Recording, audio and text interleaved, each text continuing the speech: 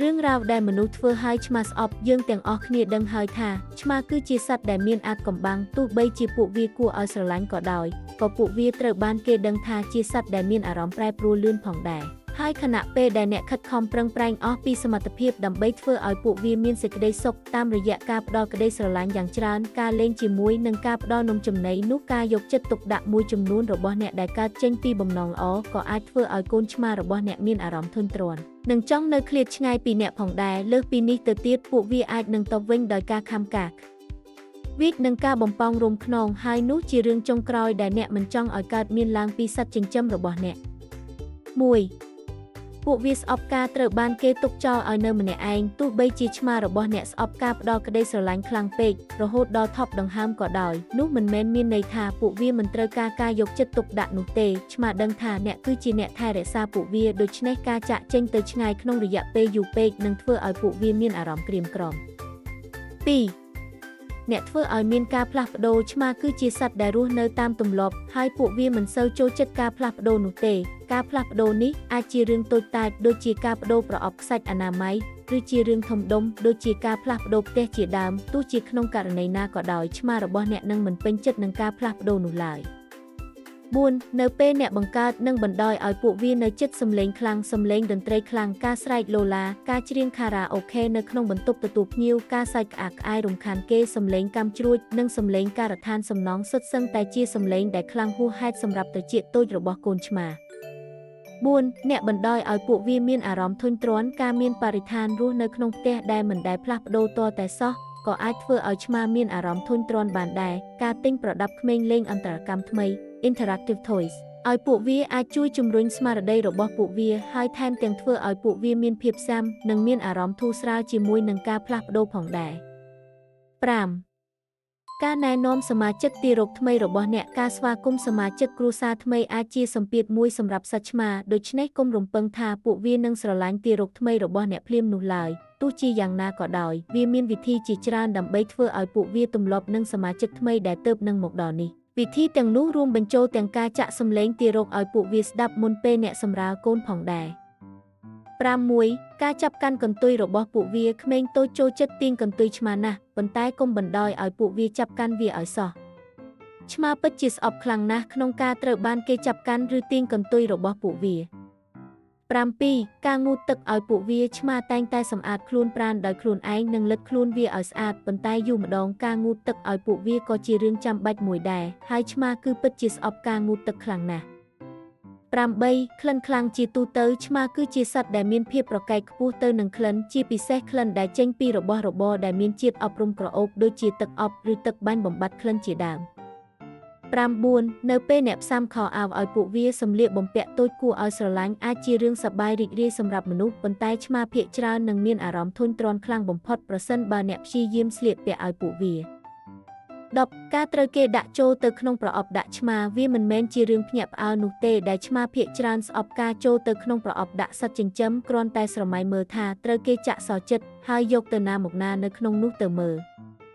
11. ការអង្អែលពោះរបស់ពួកវាមិនដូចជាសត្វឆ្កែដែលជាមិត្តភក្តិរបស់ពួកវានោះទេឆ្មាគឺស្អប់ការអង្អែលពោះណាស់ដូចនេះសូមជួយសម្រួលដល់ពួកវាផងដោយរំលងការអង្អែលចំតំបន់ដែលងាយរងគ្រោះមួយនេះទៅ 12.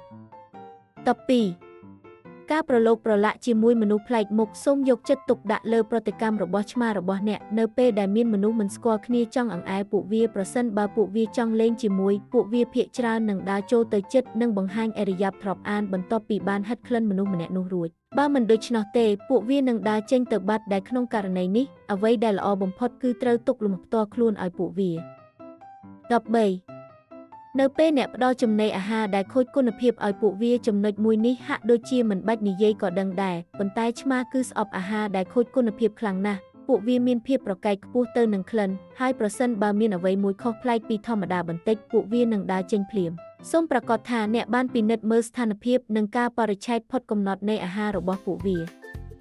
14. ផ្ទៃដែលមានសភាពមិនល្អស្អាតឬធ្វើឲ្យពួកវាពិបាកទ្រាំឆ្មាភាគច្រើនមិនចូលចិត្តដើរនៅលើក្រដាសអាលុយមីញ៉ូម Aluminum foil ផ្លាស្ទិកក្រាស់ឬផ្ទៃដែលមានសភាពស្អិតនោះទេដូច្នេះប្រសិនបើអ្នកចង់ឲ្យឆ្មារបស់អ្នកឈប់ឡើងមកលេងនៅលើតុចម្អិនអាហារសូមធ្វើឲ្យផ្ទៃនោះមានសភាពបែបដែលពួកវាស្អប់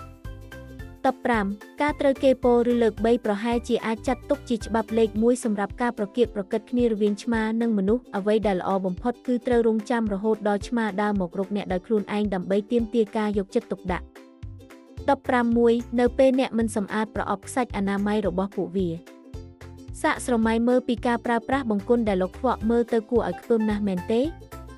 ឆ្មាក៏មានអារម្មណ៍បែបនោះដូចគ្នាចំពោះប្រអប់ខ្សាច់អនាម័យដែលលោកខ្វក់ហេតុដូច្នេះហើយវាពិតជាមានសារៈសំខាន់ណាស់ក្នុងការសម្អាតប្រអប់ខ្សាច់អនាម័យរបស់ឆ្មាអ្នកជារៀងរាល់ថ្ងៃយ៉ាងហោចណាស់2ថ្ងៃ17ការជិះឡានមូលហេតុធំបំផុតមួយដែលធ្វើឲ្យឆ្មាស្អប់ការជិះឡានគឺដោយសារតែវាជាបរិស្ថានដែលគួរឲ្យខ្លាចនិងមិនធ្លាប់សាមអ្វីដែលម្ចាស់ឆ្មាអាចធ្វើបានគឺការនាំពួកវាជិះឡានដើរលេងជុំវិញភូមិរំដំផ្ទះ18នៅពេលអ្នកយកសត្វឆ្មាមួយក្បាលទៀតចូលមកក្នុងផ្ទះឆ្មារបស់អ្នកនឹងមិនសូវសប្បាយចិត្តប៉ុន្មានទេប្រសិនបើមានឆ្មាមួយក្បាលទៀតបង្ហាញខ្លួននៅក្នុងទឹកដីរបស់វាប្រសិនបើអ្នកកំពុងណែនាំសមាជិកឆ្មាថ្មីចូលមកក្នុងគ្រួសារ19ការបីត្រកងដូចទារក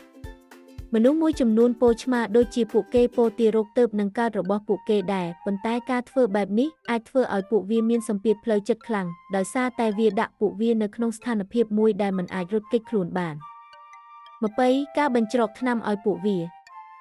កយើងគ្មាននរណាម្នាក់ចូលចិត្តលេបថ្នាំគ្រាប់នោះទេដូច្នេះដើម្បីធ្វើឲ្យដំណើរការនេះកាន់តែងាយស្រួលសូមខ្ចប់ថ្នាំរបស់ឆ្មាអ្នកទៅក្នុងឈីសឬសាច់មួយដុំតូច21ការសម្លឹងមើលចំមុខពួកវា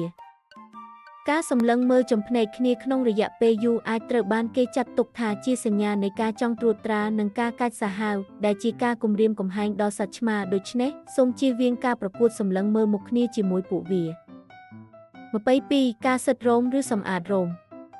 មិនខុសពីក្មេងឡើយឆ្មាពិតជាមិនសូវចូលចិត្តការដុសឬសិតរោមរបស់ពួកវានោះទេនៅពេលអ្នកសិតរោមឲ្យពួកវាសូមប្រាកដថាបានជ្រើសរើសពេលវេលាណាដែលពួកវាកំពុងមានអារម្មណ៍ស្ងប់ស្ងាត់23នៅពេលអ្នកទិញចំណីខុសឆ្មាគឺជាសត្វដែលរើសចំណីណាស់ហើយវាអាចនឹងត្រូវចំណាយពេលសាកល្បង2 ឬ3ដងទើបអាចរកឃើញម៉ាកនិងរូបមន្តចំណីឆ្មាដែលធ្វើឲ្យពួកវាពេញចិត្តសូមស្វែងយល់ថាតើចំណីនិងនំចំណីប្រភេទណាដែលពួកវាចូលចិត្តហើយបន្តផ្ដល់ចំណីប្រភេទនោះឲ្យពួកវាជាប្រចាំ24នៅពេលអ្នករក្សាសីតុណ្ហភាពទាបពេកត្រជាក់ពេកទោះបីជាពួកវាមានអាវរោមដ៏ស្រស់ស្អាតក៏ដោយក៏ឆ្មាចូលចិត្តភាពកក់ក្ដៅនិងមានផាសុកភាពដែរសូមប្រាកដថាអ្នកបានរក្សាសីតុណ្ហភាពមួយដែលសមស្របនិងផ្ដល់ភាពងាយស្រួល25នៅពេលអ្នកអនុញ្ញាតឲ្យឆ្កែមកលេងផ្ទះ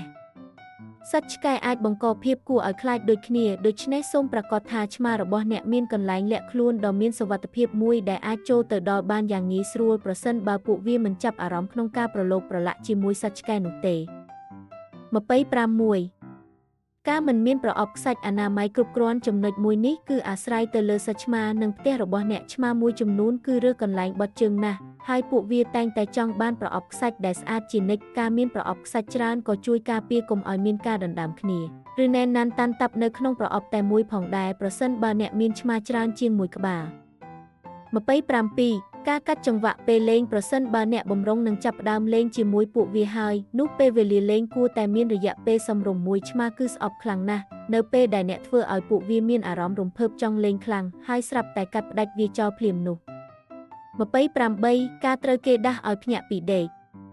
ការដាស់កូនឆ្មាដែលកំពុងដេកលក់មិនមែនជាគំនិតល្អតតែសោះឆ្មាដេកចន្លោះពី15ទៅ20ម៉ោងក្នុងមួយថ្ងៃហើយពួកវាឲ្យតម្លៃរាល់វិនាទីទាំងអស់នៃការដេកនោះ29ឆ្មាមានចំណូលចិត្តខុសគ្នាក្នុងការទទួលការយកចិត្តទុកដាក់ប៉ុន្តែភាគច្រើនមិនចូលចិត្តការអបថើបនោះទេការអង្អែលក្បាលនិងការកោសគូតអាចទទួលយកបានប្រសិនបើឆ្មាអនុញ្ញាត